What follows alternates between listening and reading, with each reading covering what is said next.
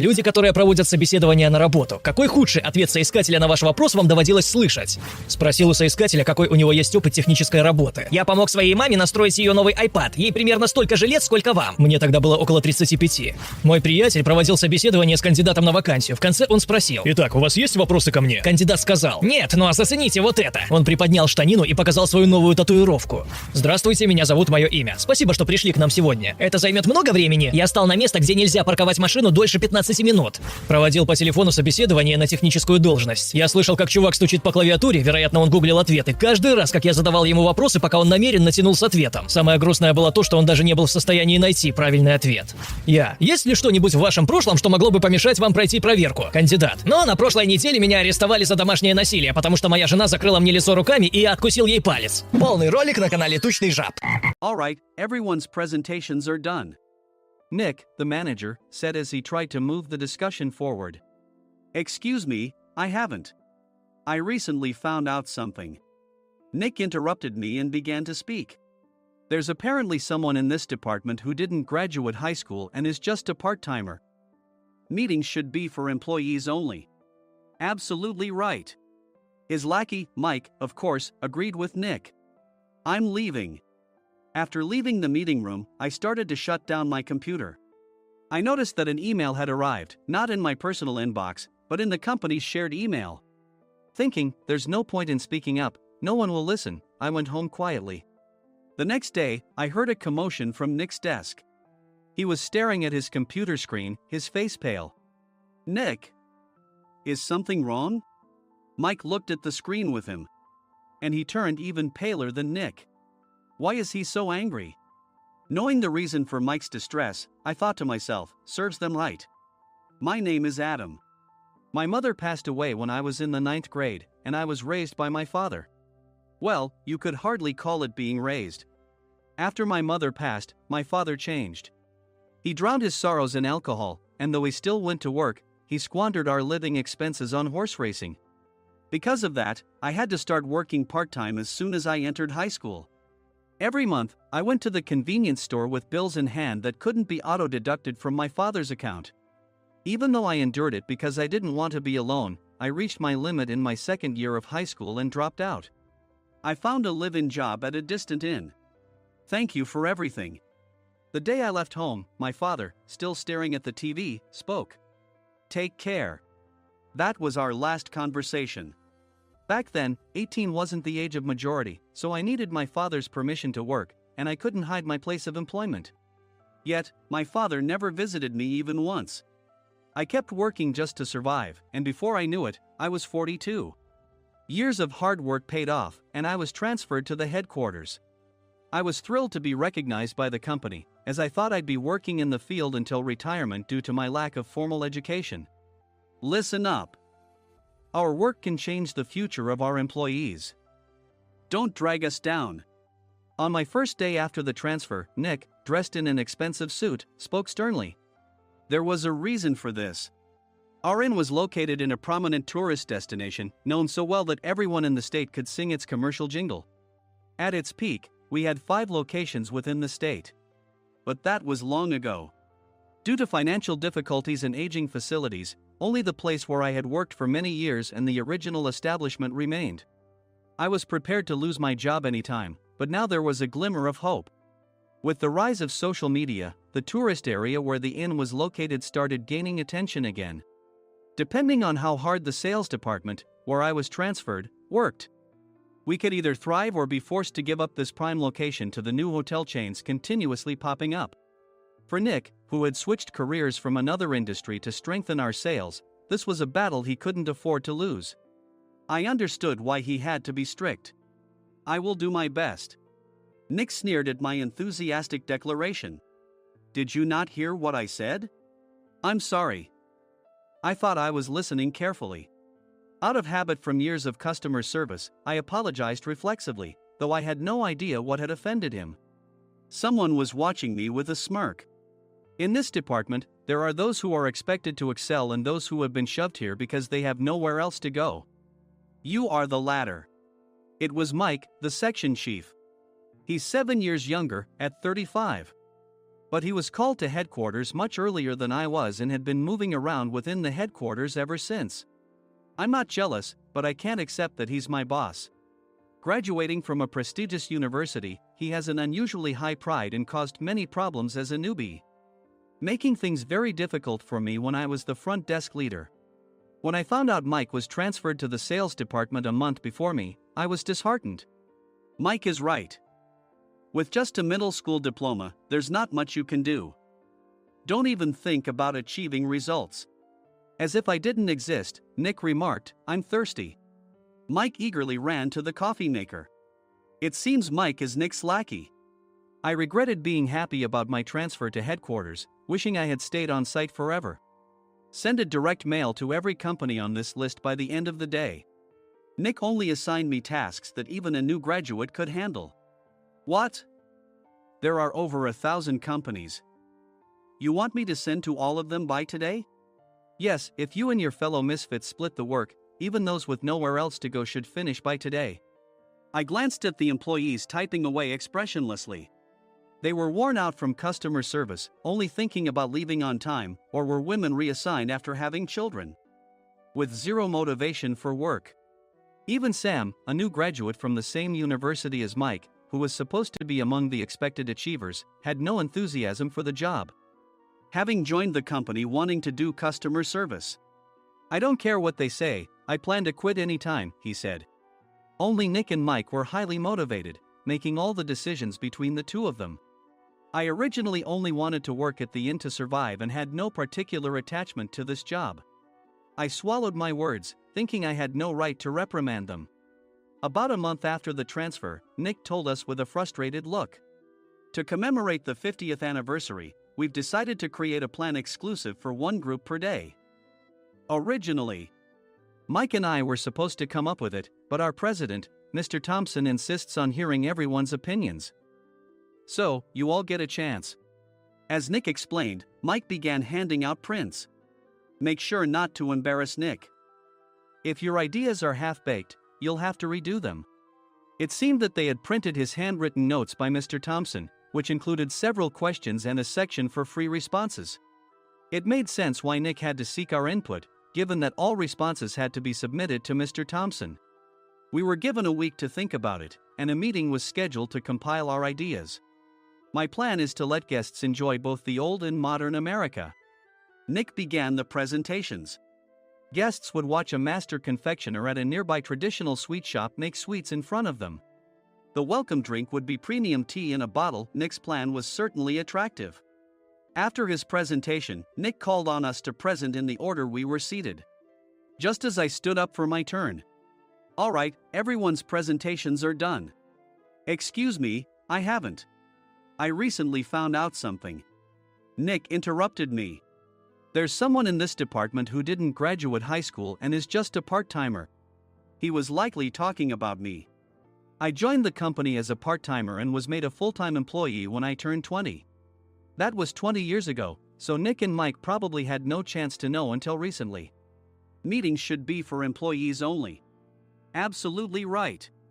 After that, Nick kept creating opportunities to solicit everyone's opinions, purposefully excluding me from speaking. The meeting unexpectedly heated up and went past the scheduled end time. A few people asked to leave, and the discussion continued with the remaining few. Still here? Normally, you'd leave in that situation. Though I had no attachment to the job initially, hearing kind words from customers made me want to make them happier. For someone like me, with nowhere to go, the inn was my home and customer service was my life. I felt pathetic about my current self. I'm leaving. I left the conference room and started shutting down my computer.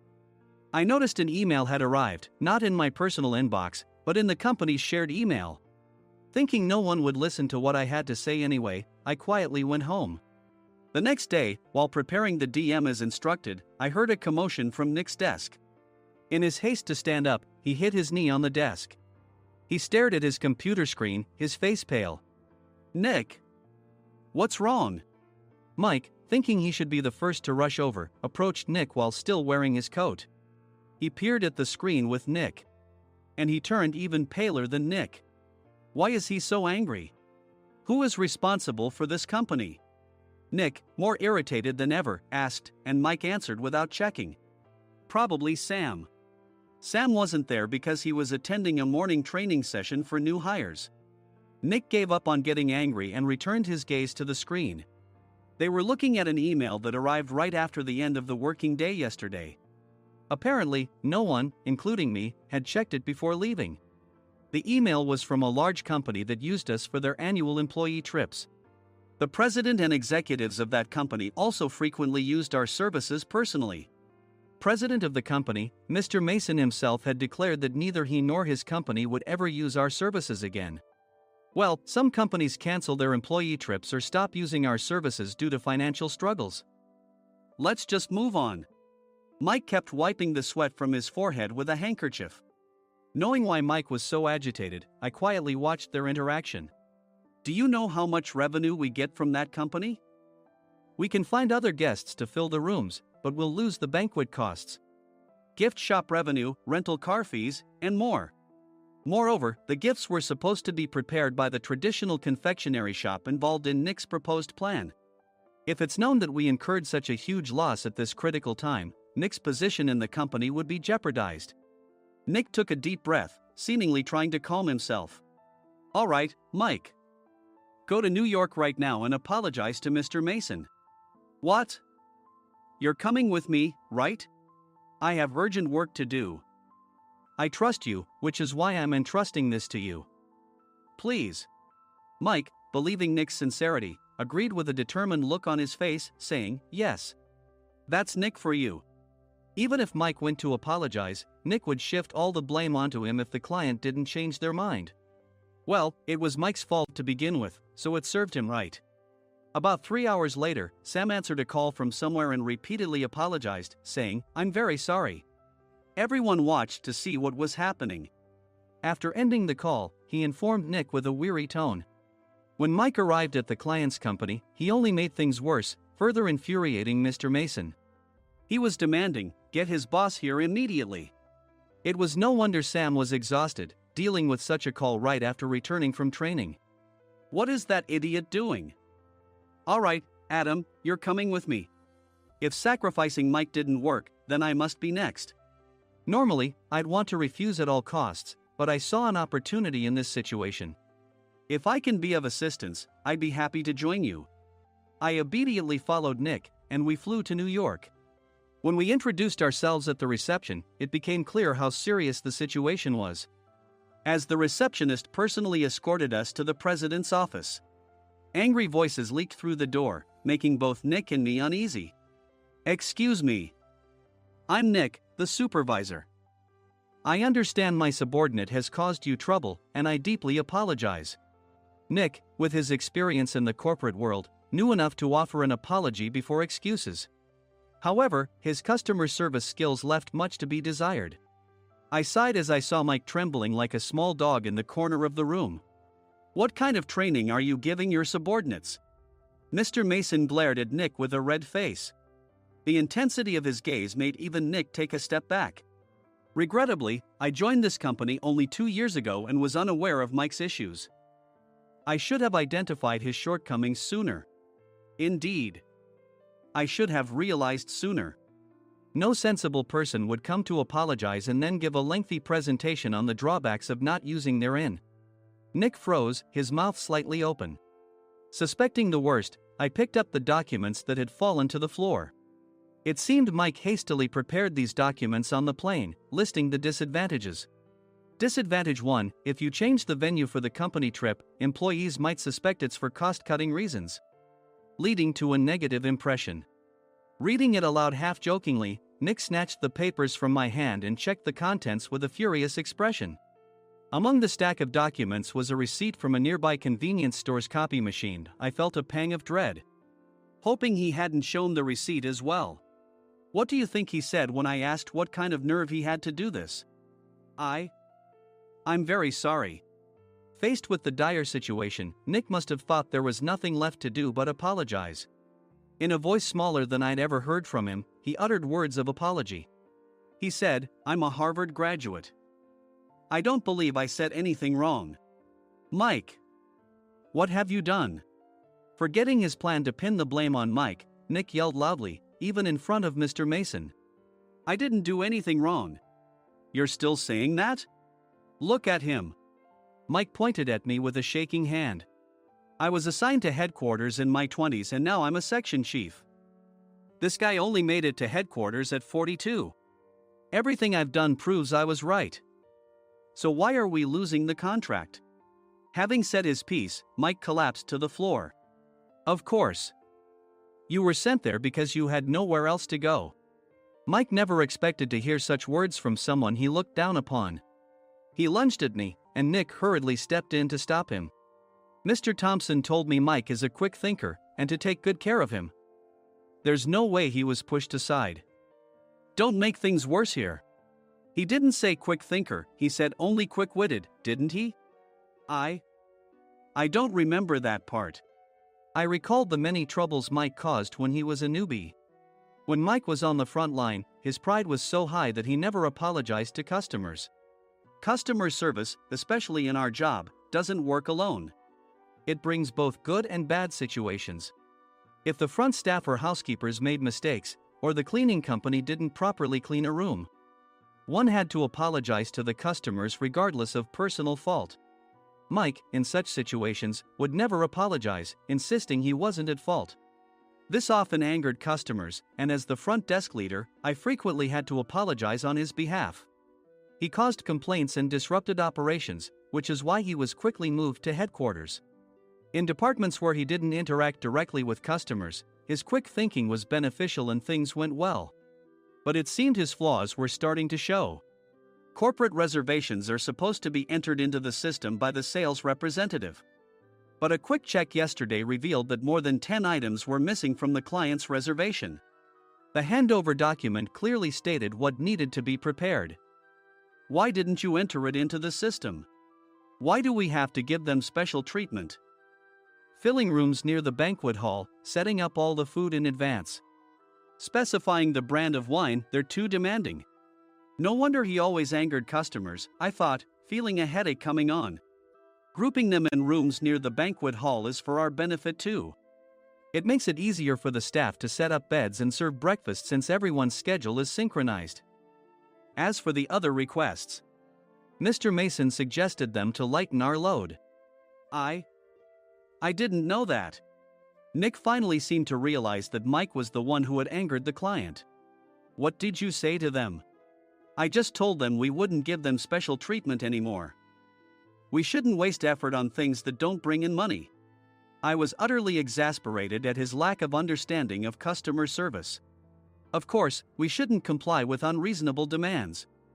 But carrying over successful practices from past stays makes customers feel remembered and enhances their experience. Good memories encourage repeat visits. That's part of our job. I looked down at Mike, who was sitting on the floor. In our job, nothing is a waste. Mr. Thompson likely moved you to the sales department, hoping you'd finally understand this. How do you think he feels now that you've failed to meet his expectations? Mike, tears in his eyes, fled the president's office. I was amazed he still hadn't apologized. You have it tough, Adam. It's okay, we're all employees of the same company. I deeply apologize for this disrespectful incident. Especially after all the care you've shown us. If it weren't for you, Adam, I really would have stopped staying here. When I heard you were moving to the sales department, I was willing to reconsider if you handled it. Seeing us talk so amicably, Nick's face contorted. Do you two know each other? Adam's service is excellent. I always requested him specifically.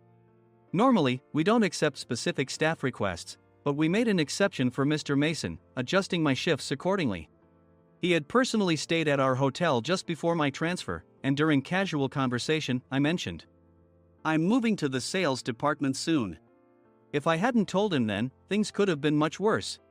Please continue to take care of us. I look forward to it. On the return flight, Nick awkwardly offered me a can of beer. It's still working hours. Of course, I had no intention of forgiving him for a single beer. Nick might try to pin everything on Mike and avoid any consequences. While pondering this, a startling fact came to light. Nick, the tea bottles for the plan have arrived. I handed Nick a bottle labeled with our inn's name. They look good. What are you talking about? These are plastic bottles. I had assumed we would use the trendy, high-end bottling tea. But what arrived were ordinary plastic bottles of tea with customized labels. The only unique aspect was the label, which had the inn's name, making it look customized. Upon further investigation, I discovered that a substantial amount of money was set to be paid to the tea company. It was priced like bottling tea. Does this plastic bottle really cost $100 each? The tea inside is specially blended for us. The extra cost is for that. Wouldn't it be better to use another tea company? Or is there a specific reason we must use this one? As Nick continued to make excuses, I showed him a printed email. I informed the tea company's president, Mr. Mitchell, that we discovered irregular payments and he confessed. He said you two were high school classmates and planned to split the extra money. That idiot. Why did he confess? That's not important. You should worry about yourself, this could turn into a police matter.